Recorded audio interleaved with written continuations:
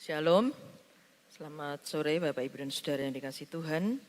Mari bersama-sama kita akan mempersiapkan diri kita untuk bersama-sama belajar dari kebenaran firman Tuhan.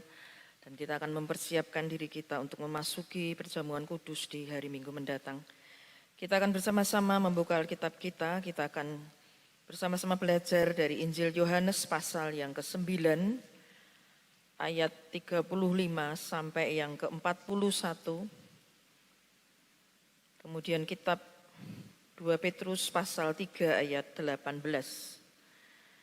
Injil Yohanes pasal 9 ayat 35 sampai yang ke-41. Kemudian kitab 2 Petrus pasal 3 ayat 18. Saya undang Bapak Ibu dan Saudara untuk berdiri, kita akan bersama-sama memperhatikan kebenaran firman Tuhan sore hari ini. Injil Yohanes pasal 9 ayat 35 sampai 41, demikian bunyi firman Tuhan. Yesus mendengar bahwa ia, yaitu orang buta sejak lahir, telah diusir keluar oleh mereka. Kemudian ia bertemu dengan dia dan berkata, "Percayakah engkau kepada Anak Manusia?" Jawabnya, "Siapakah dia Tuhan, supaya aku percaya kepadanya?" Kata Yesus kepadanya, "Engkau bukan saja melihat dia, tetapi dia yang sedang berkata-kata dengan engkau, dialah itu." Katanya, "Aku percaya Tuhan." Lalu ia sujud menyembahnya. Kata Yesus, "Aku datang ke dalam dunia untuk menghakimi, supaya barang siapa yang tidak melihat dapat melihat, dan supaya barang siapa yang dapat melihat menjadi buta." Kata-kata itu didengar oleh beberapa orang Farisi yang berada di situ, dan mereka berkata kepadanya, "Apakah itu berarti bahwa kami juga buta?" Jawab Yesus kepada mereka, "Sekiranya kamu buta, kamu tidak berdosa. Tetapi karena kamu berkata, 'Kami melihat,' maka tetaplah dosamu." Kitab 2 Petrus pasal yang ketiga ayat 18, demikian bunyi firman Tuhan. "Tetapi bertumbuhlah dalam kasih karunia dan dalam pengenalan akan Tuhan dan Juru Selamat kita, Yesus Kristus. Baginya kemuliaan sekarang dan sampai selama-lamanya." Mari kita berdoa. Bapa di surga, di dalam nama Tuhan Yesus Kristus, pada saat sore hari ini Tuhan, kembali kami datang kepadamu. Saat inilah ya Tuhan, kami mau buka hati dan seluruh kehidupan kami, agar kebenaran firman-Mu Tuhan boleh menjadi terang dalam kehidupan kami, semakin membukakan ya Tuhan. Ada begitu banyak rahasia-rahasia melalui setiap kebenaran firman-Mu, sehingga seluruh kehidupan kami ini ya Tuhan, senantiasa diterangi oleh setiap kebenaran firman-Mu. Dan secara khusus dalam kami mempersiapkan diri kami ya Tuhan, biarlah kami boleh semakin merendahkan hati kami. Kami boleh semakin menguduskan diri kami ya Tuhan, sehingga kami layak untuk memasuki perjamuan kudus-Mu. Kami menyerahkan pemberitaan firman-Mu dari awal hingga akhir. Kiranya Allah Roh Kudus Engkau yang mengurapi setiap kami. Kau layakkan hamba-Mu ya Tuhan, dengan segala kelemahan dan keterbatasan hamba. Kau pakai hamba-Mu Tuhan untuk menyampaikan kebenaran firman-Mu sore hari ini. Terima kasih Tuhan, kami menyerahkan waktu ini sepenuhnya hanya di dalam nama Tuhan Yesus Kristus. Haleluya, amin. Silahkan duduk Bapak, Ibu, dan Saudara. Kita akan bersama-sama menyaksikan satu tayangan tentang kesaksian aktor pemeran Yesus Kristus dalam film The Passion of the Christ, yaitu Jim Caviezel. Silahkan.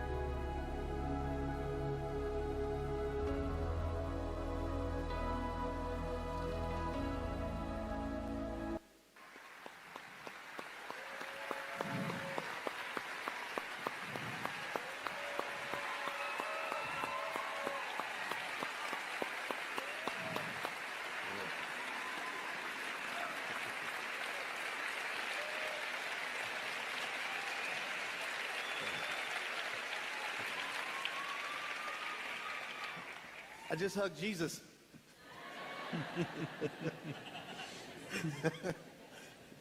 And he really is that tall. Thanks for coming, man. It's great to be here. Thank you. We're so blessed to have you here as our guest. And tell us a little bit about yourself. We know you're a husband, a family man, got kids. Tell us a little bit about your family. I'm from the state of Washington, and my wife, 14 years. We both are from Washington State, and we have 2 adopted children from China. One is 10, and one is 8. Awesome. And you're a Harley guy, you like to ride. Yeah. The Passion, global phenomenon, incredible theatrical masterpiece, literally reached worldwide, still the #1 R-rated selling movie of all time, incredibly, beating The Matrix Revolution, beating Saving Private Ryan, just phenomenal. And so tell us a little bit about the journey of how you got that part and were able to get into that role and meeting Mel and kind of how that transpired. I met Steve McAvity, his producing partner, at a picnic bench one day.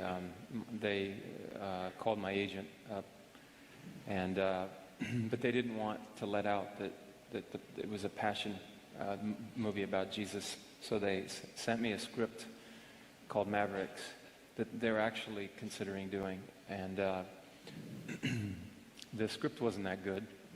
So that's what I told him firsthand. And then about 40 minutes in, Mel Gibson shows up. And he, in person, very shy, always looking down, and he smokes nonstop. And but for 15 years, he, as I got to know him, that he had 15 years that he felt in his heart that God was calling him to make this movie. And he knew what would happen if he did this movie. And he started talking about Jesus this and Jesus that, different thing. And I'm looking at him thinking about Jesus on a surfboard. Is it right? You want me Ya, to, sudah cukup. Terima play kasih untuk Jesus in multimedia. this?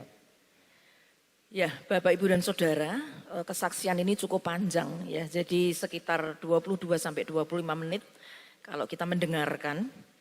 Saya hanya ingin memberikan di awalnya saja untuk mengingatkan kita tentang seorang aktor dari Amerika yang memerankan The Passion of the Christ, yang seringkali kita lihat, seringkali ini ditayangkan di gereja-gereja ketika kita merayakan Paskah ataupun Jumat Agung. Dan film The Passion of the Christ ini sudah dilihat lebih dari 100 jutaan orang di seluruh dunia. Dan ketika saya membaca tentang Jim Caviezel ini, silahkan slide yang kedua. Dia ternyata, Bapak, Ibu, dan Saudara, pikir saya begitu ya, memerankan Yesus, memerankan juru selamat adalah seorang yang baik, seorang yang saleh begitu ya. Tetapi nanti kalau kita mendengarkan kesaksian dari Jim ini, bagaimana melalui dia memerankan sebagai Yesus, Bapak Ibu. Justru di situ dia merasakan ada sebuah perubahan di dalam kehidupannya. Dia yang kerohaniannya mungkin imannya biasa-biasa saja selama ini. Tetapi ketika dia memerankan sebagai Yesus, kita bisa lihat tadi kesaksiannya itu disaksikan di satu gereja, di jemaat di Rock Church di San Diego, Bapak, Ibu, dan Saudara, banyak sekali ya tadi orangnya.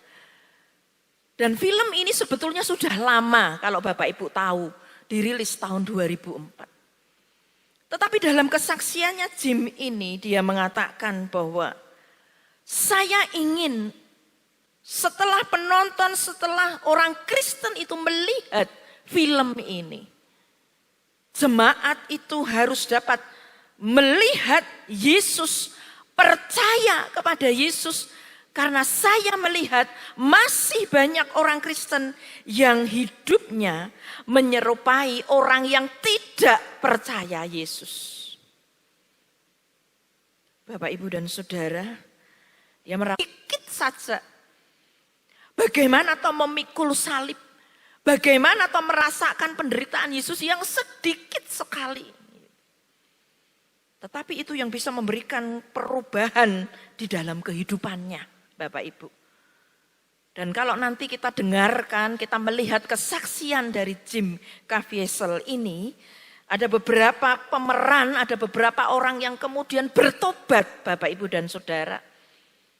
Dia katakan pemeran salah satu prajurit Romawi yang mencambuk saya, karena ini orang Muslim, menerima Yesus sebagai Tuhan dan Juru Selamat. Kemudian ada lagi pemeran yang memerankan Yudas, seorang ateis sebelum syuting. Kemudian dia bertobat dan dia kemudian membaptis juga anak-anaknya bersama-sama dengan keluarganya. Dan kemudian ada seorang aktor juga yang berperan sebagai Barabas. Dia katakan, aku melihat Jim ini ketika memerankan Yesus penuh dengan belas kasihan, penuh dengan kasih. Bapak Ibu, di dalam kehidupan kita, berapa lama kita ikut Yesus? Berapa lama kita itu mengenal Yesus? Yang menjadi pertanyaan adalah, apakah kita mengalami perjumpaan secara pribadi? Betul-betul rohani kita ini dicelikkan oleh Tuhan. Sehingga semakin lama kita semakin percaya kepada Tuhan. Semakin lama kita semakin mengenal Yesus di dalam kehidupan kita. Dan Jim ini pada akhirnya dia mengatakan, aku semakin mengerti, aku semakin mengenal betapa aku banyak dosa di dalam kehidupanku ini. Dan ketika aku memerankan Yesus, banyak bergumul, banyak berdoa. Setelah selesai syuting film itu, dia katakan, sekarang aku banyak berdoa. Berdoa menjadi bagian dalam kehidupanku yang tidak terpisahkan. Kalau Bapak Ibu ingin melihat lebih jauh, bisa dicari ya, sekarang gampang. Sehingga kita bisa mengerti bagaimana atau kesaksian dari seseorang yang dipakai Tuhan untuk memberkati banyak orang. Bahkan sampai hari ini orang melihat the passion of the Christ. Kita menangis, kita meneteskan air mata. Ternyata pergumulan dari pemerannya seperti itu, Bapak Ibu dan Saudara. Silakan slide yang berikutnya. Nah, sore hari ini kita akan melihat Bapak Ibu dan Saudara. Di dalam Yohanes pasal yang ke-9. Di sebuah perikop dengan judul orang yang buta sejak lahirnya. Kita akan melihat bagaimana ada seseorang yang buta secara jasmani. Tetapi Tuhan Yesus mencelikkan dia. Secara rohani dia dibukakan. Dan kita akan melihat perbandingannya bagaimana orang Farisi. Yang dia bisa melihat secara jasmani. Tetapi buta secara rohani. Saya tuliskan di slide ini Bapak Ibu dan Saudara. Orang yang sadar akan kesalahannya. Bisa diajarkan kebenaran. Dan akhirnya menjadi orang yang benar. Orang yang sadar itu kalau kita lihat di kamus bahasa Indonesia artinya sadar itu apa? Bisa artinya siuman, betul. Arti yang lain sadar itu adalah tahu dan mengerti Bapak Ibu. Orang yang tahu dan mengerti akan kesalahannya, menyadari kesalahannya. Bila orang itu diajarkan tentang kebenaran, terlebih itu kebenaran yang sejati, akhirnya menjadi orang yang benar. Lalu kalimat selanjutnya, tetapi orang yang merasa diri benar, padahal salah, bagaimana caranya menolongnya? Bapak, Ibu, dan Saudara. Inilah yang menjadi gambaran dua hal yang kontras ini tadi ya. Orang buta sejak lahir ketika berjumpa dengan Yesus. Dia dicelikkan oleh Tuhan. Tetapi orang Farisi yang begitu paham tentang pengajaran-pengajaran tentang hukum Taurat. Di dalam pikiran mereka sudah dipenuhi dengan pengajaran-pengajaran itu. Tetapi mereka menolak anugerah Allah. Mereka tidak percaya akan mujizat yang dilakukan oleh Tuhan Yesus. Jadi di sini saya tuliskan orang yang merasa diri benar padahal salah. Terus merasa dirinya itu benar tapi salah. Bagaimana caranya kita menolong Bapak Ibu dan Saudara? Karena itu sore hari ini kita akan melihat bersama bagaimana kebenaran firman Tuhan ini kalau kita baca secara lengkap panjang ini Bapak Ibu. Ayat 1 sampai ayat yang ke-41. Mari kita melihat ayat yang ke-35.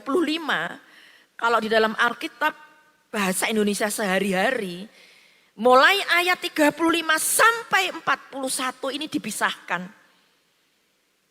Dengan sebuah judul buta secara rohani. Ya, jadi diberikan judul. Tapi kalau di Alkitab kita ini tidak. Ya. Jadi pasal yang ke-9 terus langsung ya ayat 1 sampai ayat yang ke-41. Mari kita lihat ayat yang ke-35 Bapak Ibu. Yesus mendengar bahwa ia ini adalah orang buta sejak lahir, telah diusir keluar oleh mereka. Kemudian ia bertemu dengan dia dan berkata, "Percayakah engkau kepada Anak Manusia?" Bapak, Ibu, dan Saudara, di ayat-ayat sebelum ayat 35 ini kalau kita baca ayat yang pertama, ya, jadi ketika dia sedang lewat dia melihat ada seorang yang buta sejak lahir. Murid-muridnya kemudian bertanya, "Rabi," ayat yang kedua, "siapakah yang berbuat dosa? Orang ini sendiri atau orang tuanya? Sehingga ia dilahirkan buta." Lalu ayat yang ketiga jawab Yesus, "Bukan dia dan bukan juga orang tuanya. Tetapi karena pekerjaan-pekerjaan Allah harus dinyatakan di dalam dia." Berbeda pemikiran Yesus dengan murid-muridnya. Ini tuh salahnya siapa? Orang tuanya atau orang ini sendiri? Tetapi Yesus menjawab, bukan dia, juga bukan orang tuanya. Tetapi karena pekerjaan-pekerjaan Allah harus dinyatakan di dalam dia. Di pasal 8 ayat yang ke-12 Tuhan Yesus sudah menyatakan, "Akulah terang dunia." Di ayat yang kelima juga dikatakan, "Akulah terang dunia." Jadi ketika Yesus mengatakan akulah terang dunia, akulah roti hidup. Ada beberapa pernyataan-pernyataan yang dikatakan oleh Yesus. Bagi Yesus inilah kesempatannya untuk menyatakan bahwa akulah terang dunia. Orang yang sedang terpuruk, orang yang sedang menderita, orang yang buta sejak lahir. Maka Yesus ingin datang, Yesus ingin menyembuhkan, Yesus ingin memulihkan orang buta ini, Bapak, Ibu, dan Saudara. Beda dengan yang dimaksudkan oleh murid-muridnya.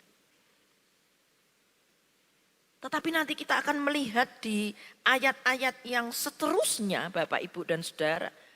Bagaimana respon orang Farisi itu. Karena ketika Yesus menyatakan mujizat ini dilakukan di hari Sabat. Inilah model, nanti kita akan melihat model kalau orang itu merasa benar.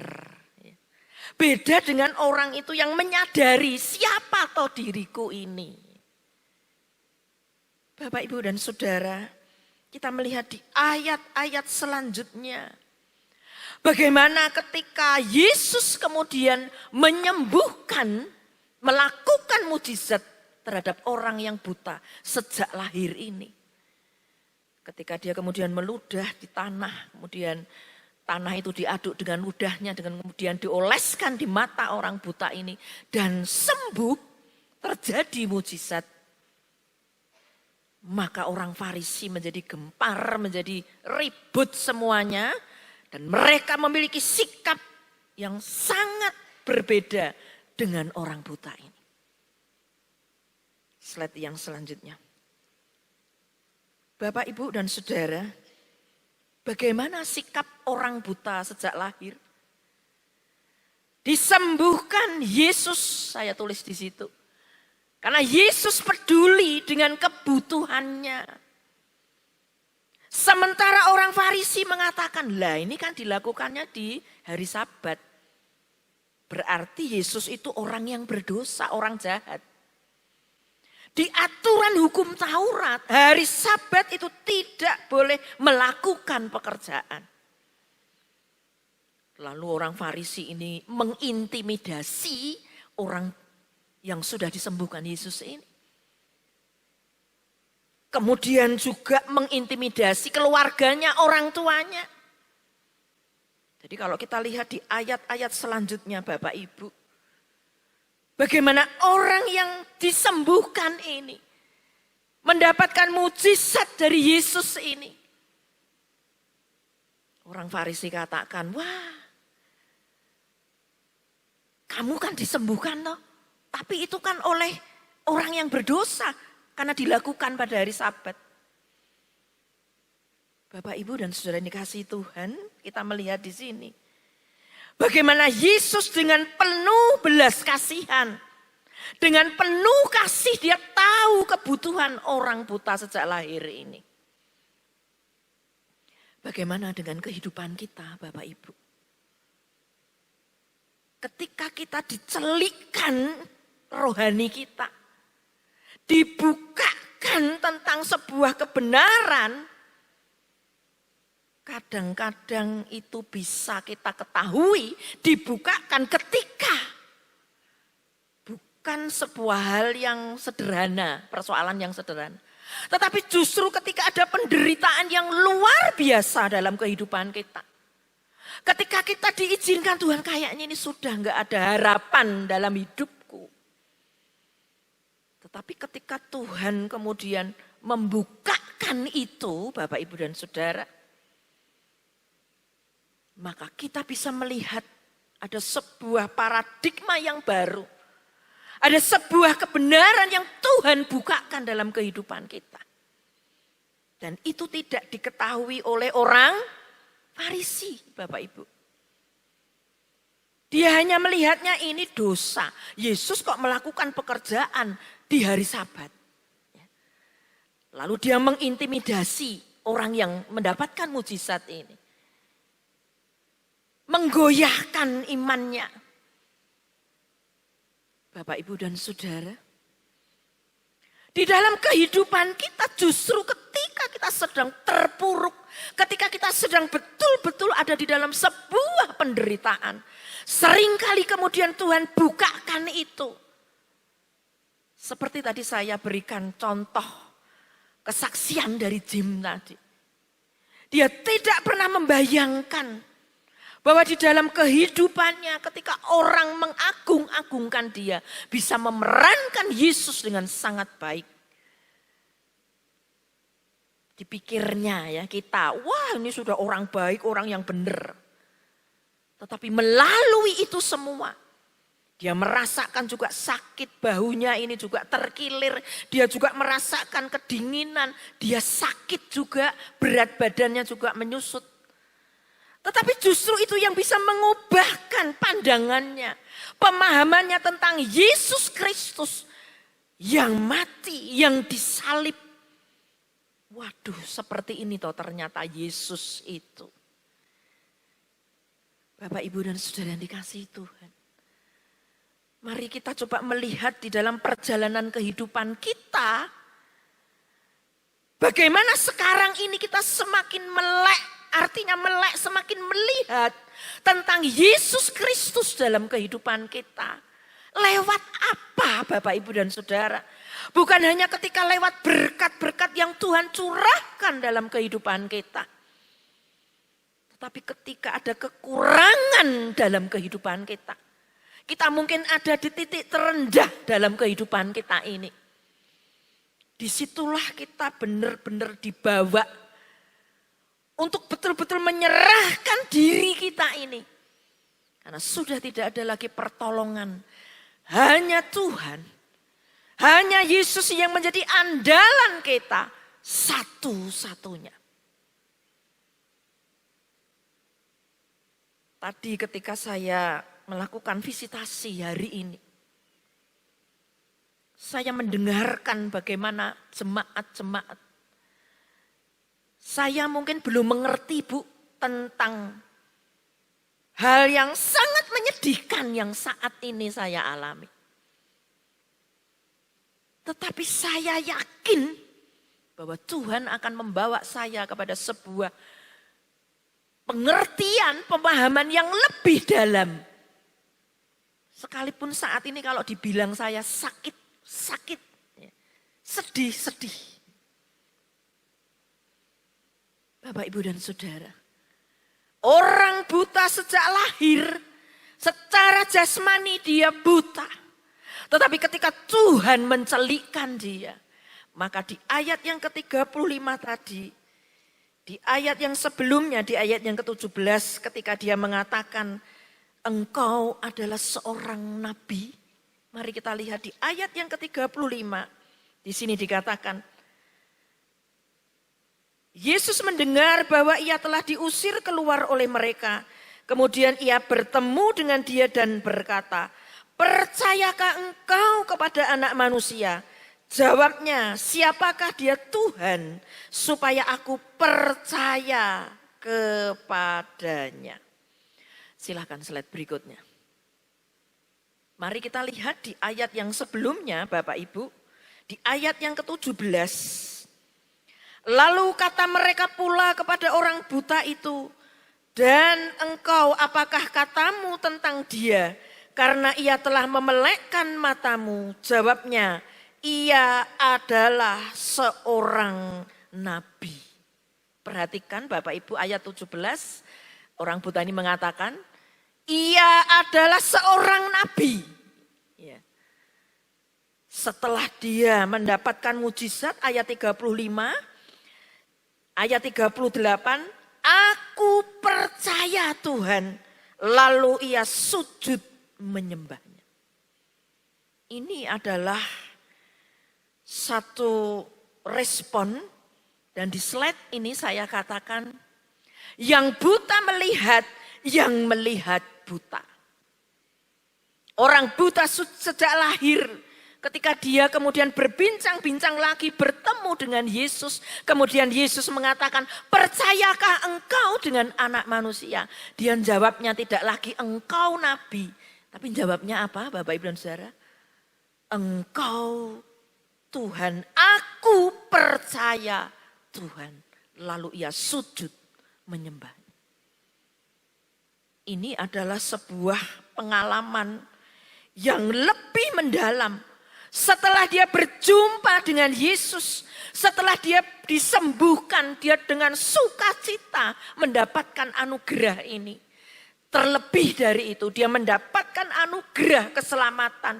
Dia boleh mengenal Anak Manusia Mesias, dia yakin bahwa Yesus adalah Tuhan. Ada sebuah pengalaman yang luar biasa, mengalami sebuah pertumbuhan iman. Oleh anugerahnya dia menjadi anak Tuhan. Dari nabi dia kemudian katakan, aku percaya kepadamu Tuhan. Kita membaca tadi di dalam kitab 2 Petrus pasal 3 ayat yang ke-18.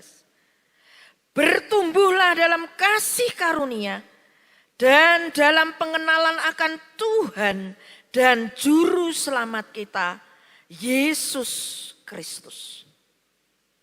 Bapak, Ibu, dan Saudara, ketika kita mendengar firman, sesungguhnya iman kita ini terus kuat ya seharusnya ya. Dibukakan, dicelikkan, diajarin ya.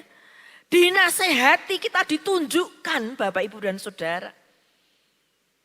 2 Petrus tadi mengatakan bertumbuhlah dalam kasih karunia dan dalam pengenalan akan Tuhan dan Juru Selamat kita, Yesus Kristus.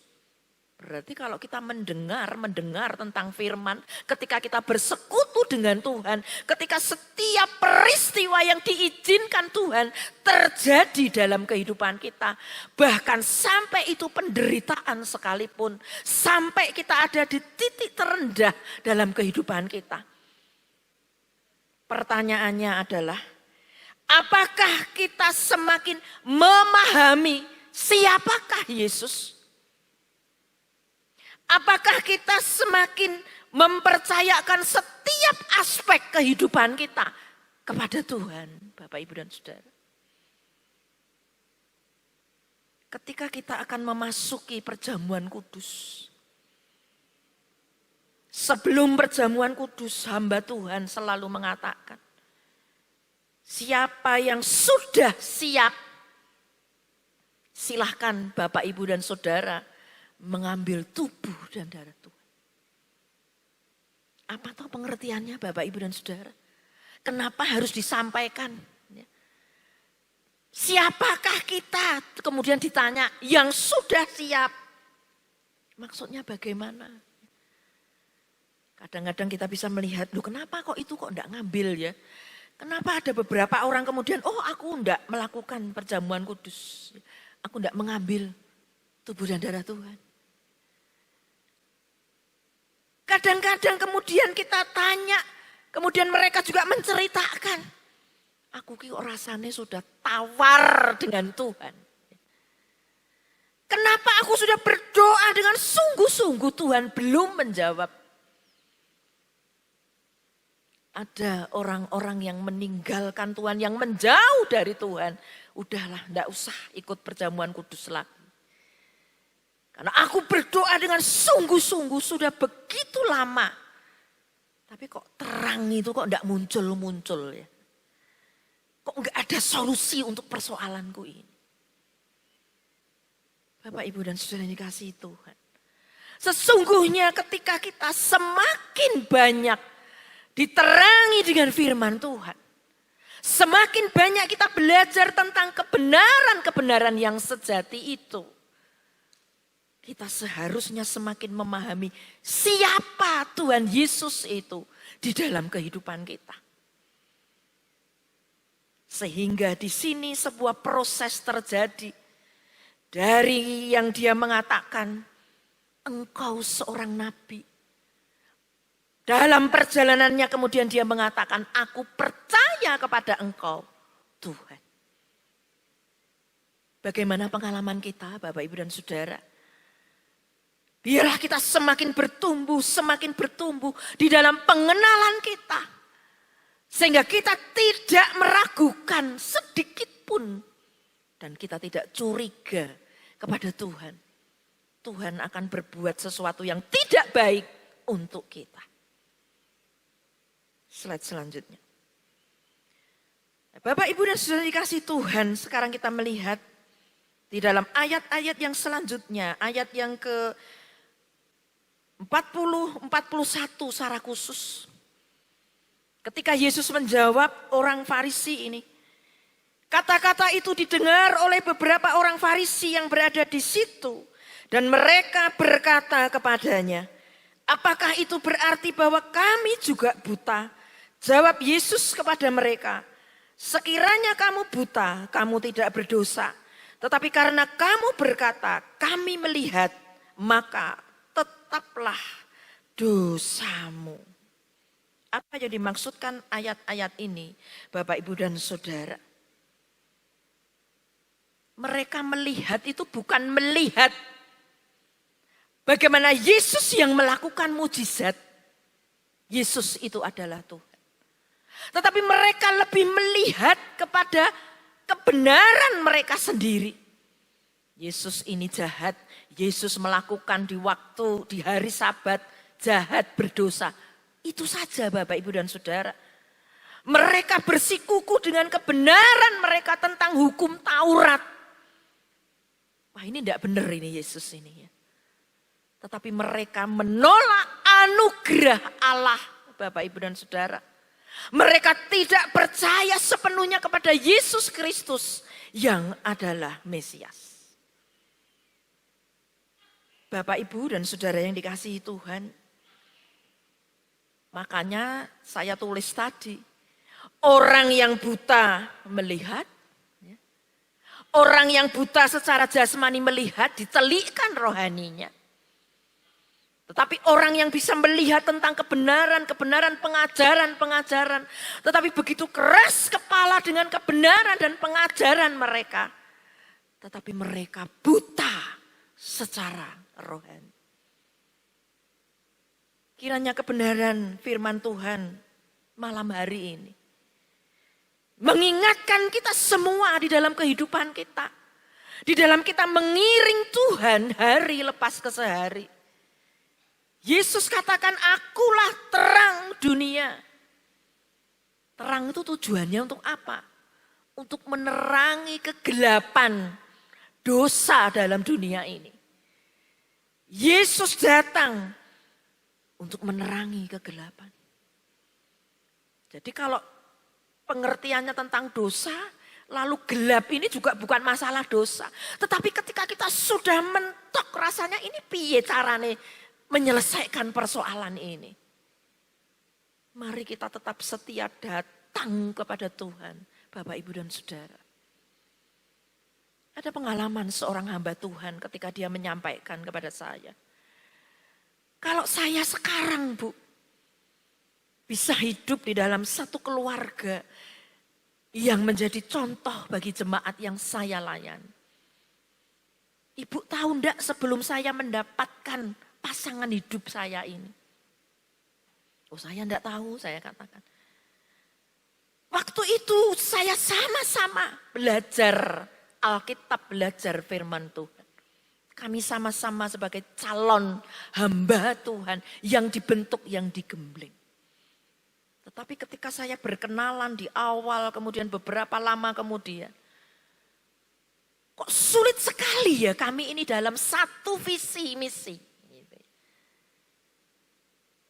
Dia punya pemikiran bahwa nanti kalau setelah lulus tidak perlu kita ini terjun dalam pelayanan, dalam penggembalaan, kamu menggembalakan jemaat, waktumu nanti akan habis di situ. Nah ini saya menjelaskan berkali-kali itu kok nggak bisa connect ya Bu. Ini sama-sama calon hamba Tuhan. Kenapa toh Bapak, Ibu, dan Saudara? Masing-masing dari kita, masing-masing orang yang belajar, calon hamba Tuhan di dalam pengenalannya dia kepada Yesus, tidak sama Bapak, Ibu. Pemahaman dia tentang panggilan, pemahaman dia tentang penggembalaan, pemahaman dia tentang pelayanan, ternyata tidak bisa sama visi misinya. Terus saya tanya, lalu bagaimana? Ya sudah Bu. Sekalipun sebetulnya secara manusia,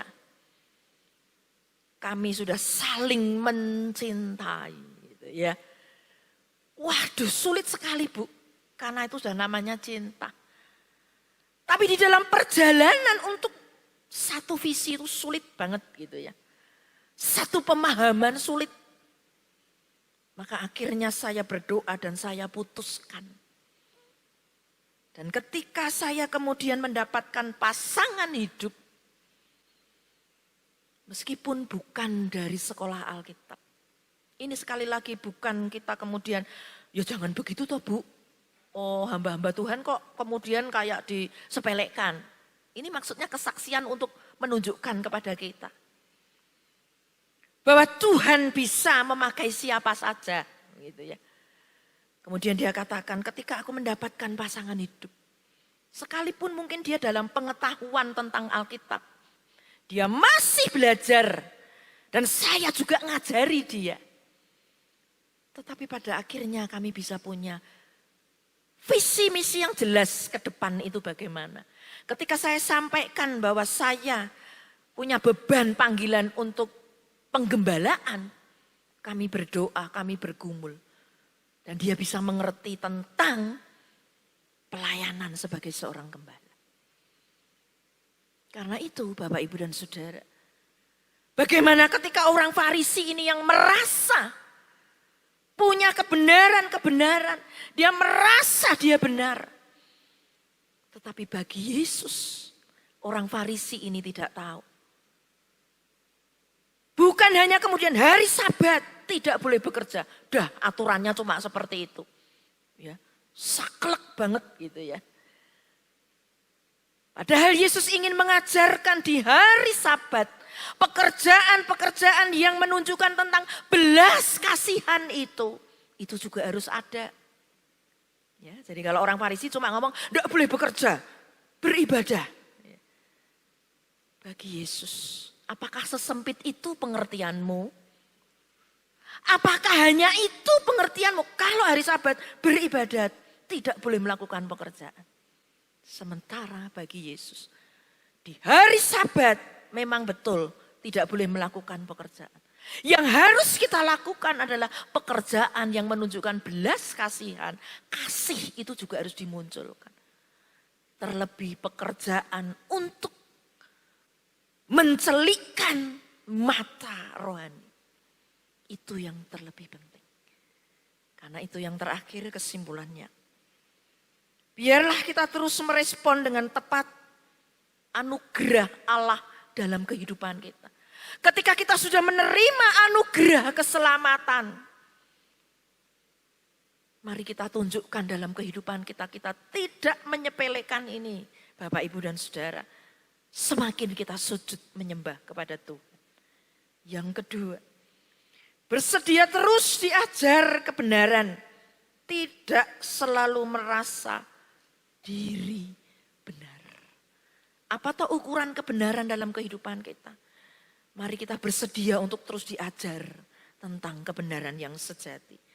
Kemudian yang terakhir, kita mau menjadi saksi untuk umat manusia agar ditelikkan dari kebutaan rohani mereka. Amin. Mari kita akan bersama-sama berdoa. Kita akan masuk di dalam hadirat Tuhan. Mari kita melihat kehidupan kita masing-masing. Bagaimana pengenalan kita kepada Tuhan Yesus Kristus sebagai Tuhan dan Juru Selamat kita. Yesus yang sudah mati disalib menebus dosa-dosa kita semua. Apakah kita semakin mempercayakan kehidupan kita? Setiap aspek kehidupan kita percayakan kepada Kristus. Apakah iman kita semakin hari semakin kuat? Dan ketika kita diizinkan Tuhan melewati banyak hal, banyak peristiwa, bahkan penderitaan sekalipun,